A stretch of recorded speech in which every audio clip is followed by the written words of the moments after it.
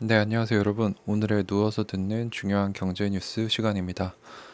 첫 번째는 이제 글로벌적으로 아주 중요했던 뉴스인데, FOMC, 이제 미 연준이 FOMC 회의 결과를 발표를 했습니다. 그래서 제일 중요한 것들 몇 가지를 전해드리면은, 일단은 제로금리 체제를 유지하기로 했고, 근데 이제 2023년까지 두 차례 금리 인상이 이뤄질 수도 있다는 신호를 줬습니다. 그래서 애초 전망보다 금리 인상 시기가 빨라질 수 있다는 얘기였기 때문에 뉴욕 증시, 미국 증시는 일제히 하락 마감했습니다. 그리고 연방공개시장위원회 의원들이 기준 금리 전망을 찍어서 이제 점도표로 나타낸 것에 보면은 이제 그 2023년까지 최소 두 차례 금리 인상이 있을 것으로 전망이 됐고 총 18명의 의원 중 11명이 이런 견해를 나타냈다고 합니다. 그래서 금리 인상이 곧 있을 수 있다라는 얘기가 나왔고요. 두 번째는 이제 연준이 채권 매입 프로그램을 통한 양적 완화 QE를 계속할 것이라고 밝혔습니다. 그래서 이제 이 QE 양을 조절하는 줄이는 테이퍼링 논의에 들어갈 수도 있지 않겠느냐라는 예측이 나왔는데 연준이 이를 직접 언급하진 않았고 그 테이퍼링을 들어가는 논의를 할 수도 있다 이런 식으로 약간 좀 애매하게 확실한 표현을 쓰지 않았고 경제 회복 정도에 따라 시기가 결정될 것이라고 말하면서 테이퍼링 얘기는 이제 어느 정도 피했던 것 같습니다. 그래서 최대 고용과 2% 인플레이션 목표를 향해 추가 진전이 이뤄지기 전까지는 자산 매입 규모를 계속할 것이다 라고 밝혔다고 합니다. 그리고 실제로 그 물가 상승률 전망치를 올해 2.4%에서 3.4%로 크게 올리면서 이제 인플레이션이 있다는 걸 인정은 했지만 최근의 물가 급등은 일시적인 것이라고 말하면서 또 시장을 안정시키려고 했고요. 그리고 미국의 GDP 예상치는 기존 6.5%에서 7%로 상향을 했고 실업률 추정치는 4.5%로 변동이 없었다고 합니다. 그래서 크게 이제 금리 인상 시기가 빨라질 수 있다. 그리고 테이퍼링도 이제 아마 그에 맞춰서 올해 말이나 내년 초쯤 나오지 않겠느냐라는 예상이 나왔고 이에 따라서 어, 주요 4대 지수들이 모두 하락했고 이제 달러화 강세를 보이면서 이제 또 원화 환율이 어제에 비례해서 1% 이상 올라서 오랜만에 환율이 좀 많이 올라서 1130원까지 올랐습니다. 이제 여기에 대해서 투자자들이 어떻게 반응을 했느냐에 대한 기사가 하나 있었는데요. 이제 최근까지의 트렌드를 보면은 중국발 코로나19가 본격화된 지난해에는 전반적으로 기술주가 증시 V자 반동을 이끌어왔고 연말 이후 올해 상반기까지는 경기 순환주가 주도를 했는데 하반기 이후 이제부터는 부동산 부문이 상승세를 보일 것이라는 월가 예상이 눈에 띈다고 합니다. 그래서 실제로 이제 부동산 주식이죠. 부동산 ETF 수익률이 이제 S&P 500 지수 상승률의 2배가량을 앞섰고 대표적으로 뱅가드 리얼 에스테이트 ETF인 VNQ의 경우 올해 3월 말부터 지금까지 12.87%가 올랐는데 S&P 500은 6% 정도 올라서 이제 2배 정도의 상승률을 보여줬다고 합니다. 그래서 앞으로도 이 인플레이션이 가속화되면서 어, 사람들이 이제 부동산 주식 쪽으로 몰리지 않을까라는 예측이 나오고 있습니다. 그리고 다음으로는 이제 한국은행이 이제 어제 미국 FOMC 결과에 따라서 우리가 예상했던 것보다 더 호키시했다, 더 매파적이었던 것으로 평가가 되기 때문에 이제 국제금융시장에서 미 장기 금리가 상당폭 상승하고 주가는 하락했으며 미 달러화는 강세를 나타냈다라고 말했고 이제 이에 대해서 우리나라에 어떤 여파가 있을지 이제 국내외 금융시장의 변동성이 커질 가능성이 있는 만큼 필요시 시장 안정화 조치를 실시하고 회의를 가지겠다라는 입장을 발표했습니다. 그래서 첫 번째 토픽으로 FOMC 결과 발표 그리고 그에 대한 영향에 대해서 말씀을 드렸고 이제 두 번째 토픽은 또 반도체 시장입니다.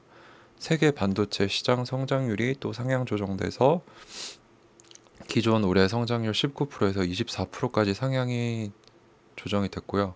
특히 한국 기업들 이제 삼성전자나 하이닉스가 강세를 보이는 메모리 반도체는 매출 상승이 30% 이상, 32% 정도 될 것으로 보인다고 합니다. 그래서 이제 반도체 슈퍼사이클 장기 호황에 진입했다는 분석이 이어지고 있는데 이와 발맞춰서 이제 인텔이 파운드리에 진입했다는 소식을 제가 저번에 말씀드렸던 것 같은데 이제 파운드리 위탁 생산 진출에 나섰던 인텔이 앞으로 10년은 반도체 산업 호황을 맞는다고 단언하면서 설비 투자를 늘리겠다고 밝혔습니다. 그래서 16일 CNBC가 주최한 이볼브 컨퍼런스에서 우리는 반도체 시장이 매우 확장 국면에 있다고 본다. 세계는 디지털 세상으로 바뀌고 모든 디지털 기기는 반도체가 필요하다. 앞으로 10년은 반도체 업계가 호황일 것이라고 예측을 했다고 합니다. 그래서 현재 인텔 상황이 원래는 CPU를 자체 공장에서 생산을 해왔는데 여러 경쟁자들의 반도체 기술에 뒤처지기 시작하면서 이제 아시아의 위탁 생산을 하는 다른 CPU 제작 기업들에게 밀리고 있는 상황인데 지난 3월 200억 달러 약 22조 원을 들여서 미국 반도체 공장을 신설하고 이제 파운드리를 통해 반도체 생산 능력을 개선하겠다고 밝혀왔습니다. 그리고 특히 여기서 이제 퀄컴의 CEO도 참석을 했는데 현재 퀄컴은 주로 대만이나 삼성전자의 위탁 생산을 맡기고 있는데 이제 인텔이 퀄컴과의 협력을 강조하면서 퀄컴의 이제 그 아시아에 맡겼던 생산 물량이 인텔에 넘어갈 것인가 라는 예측이 또 나오고 있습니다. 그리고 또 미국이 반도체 불기를 선언한 만큼 이제 인텔이 또 이런 파운드리 시장에서 어떤 영향력을 가지게 될지 또 반도체 시장의 슈퍼 사이클과 관련해서 살펴보았고요. 세 번째 토픽은 이제 다시 비트코인입니다. 이제 얼마 전에 엘살바도르라는 선진국은 아닌 것 같아요. 좀 힘든 국가인 것 같은데 비트코인을 법정화폐로 써보겠다라고 이제 국회에서 패스가 됐는데 세계은행에서 이제 이 국가의 법정화폐로 비트코인을 허락하지 않겠다 반대 의견을 내면서 이제 다른 국가들 중에서도 비트코인을 법정 통화로 채택하려고 했던 국가들이 이제 아마 포기하지 않을까라는 얘기가 나왔고 네, 탄자니아도 그런 움직임이 있었고 나이지리아에서도 그런 얘기가 나왔는데 아마 어렵지 않을까라는 얘기가 나왔고 실제로 비트코인도 이제 한 1.5%, 2% 사이를 왔다 갔다 하면서 하락세를 보이고 있습니다. 그리고 우리나라 비트코인 소식인데요. 암호화폐 거래소가 이제 자체 코인 거래도 못하고 자정 거래도 금지시키겠다라는 금융위원회의 입법 예고가 있었습니다. 이게 무슨 얘기냐면은 이제 제가 저번부터 이제 정부에서 금융위에서 조금씩 거래소에 터치가 심해지기 시작했고 거기에서 이제 거래소들이 좀 더 그런 제도권 위에 올라가기 위해서 소위 잡코인이라고 하는 알트코인들 정리를 시작했고 이제 금융위가 뭐 컨설팅이라는 걸 빙자해서 실제로 상주하면서 이제 모니터링하는 절차를 갖추고 있다고 말씀드렸는데 이번에 나온 입법 예고에 의하면 앞으로 가상자산 사업자는 본인과 그리고 특수관계 있는 자가 발행한 가상자산을 취급할 수 없다, 상장할 수 없다라는 게 첫 번째였고 그리고 그 가상자산 사업자 즉 거래소 측이나 그 임직원들이 해당 거래소를 통해서 거래하는 행위가 금지됐습니다. 그래서 아까 제가 자전거래라는 말씀을 드렸는데 자전거래가 이제 자기 거래소에서 이제 큰 금액으로 거래를 하면서 이제 거래량을 불리는 거죠. 이걸로 뭐 시세 조작도 가능하다고 하고 이제 그런 불법적인 행위를 암호화폐에서도 금지하겠다라고 얘기를 했고 뭐 또 다른 마이너한 것들을 보면은 고위험 고객 확인 목적으로만 쓰이던 위험 평가를 모든 고객들이 그래서 가상화폐가 얼마나 위험한 것인지 거래 전에 인지하도록 하는 절차를 모두 걸치게 하고 그리고 고객이 법인 또는 단체인 경우 동명이인 식별을 위해 대표자의 생년월일을 확인해야 한다라는 점도 명시했다고 합니다.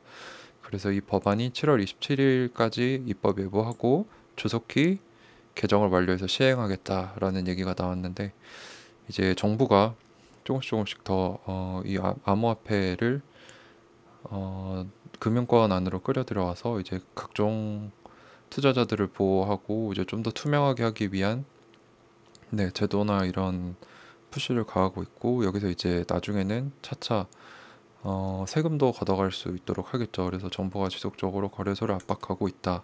암호화폐 쪽을 건드리고 있다라는 얘기고요. 네, 마지막은 이제 어제도 전해드렸던 이스타항공 소식인데 성정이라는 업체가 결국엔 쌍방울을 꺾고 이스타항공을 인수하게 되었다고 합니다.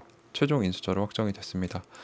그래서 공개 입찰에서는 쌍방울이 하림이 포기하고 쌍방울이 단독 입찰을 하면서 이제 미리 입찰을 했었던 성정과 이제 쌍파전이 됐는데, 이제 스토킹 호스라는 방법이라고 하는데, 우선 입찰했던 성정이 이제 공개 입찰에 나왔던 쌍방울만큼의 그 금액을 투자하겠다고 했기 때문에 이제 성정한테 우선권이 가서 성정이 최종 인수자로 확정되었다고 합니다.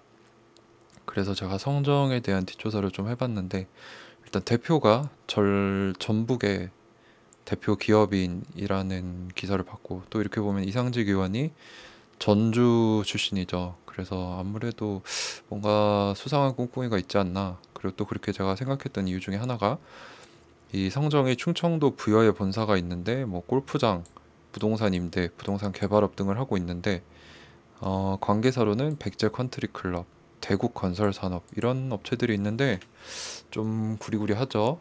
네. 그래서 더 살펴보면은 성정의 매출 규모는 100억이 안 되는데, 이제 이스타를 인수하는 데만 1000억이고, 이제 부채 같은 거 2500억 하면은 뭐 실제로는 3천억 원 이상이 필요하다고 하는데, 이제 성정 측에서는 그게 마련됐다고 하니까 이게 조달 계획이 명확하지 않은 상황인지 아닌가, 그런 얘기들도 나오고 있고, 어떻게 펼쳐질지 좀 지켜봐야 될 것 같습니다. 저는 개인적으로 쌍방울 쪽이 인수를 해서 좀 안정적으로 잘 이스타항공이 살아났으면 어떨까 싶은데, 성정이라는 이런 작은 회사가 과연 부채가 이렇게 어마어마한 이스타항공을 인수할 수 있을지, 또는 그 안에 숨겨진 꿍꿍이가 뭔지 좀 잘 지켜보고, 네, 모니터링 해봐야 될 것 같습니다. 네, 이상으로 오늘 세 가지 토픽 전해드리고, 네, 이 시간 마치도록 하겠습니다. 네, 시청해주셔서 감사합니다.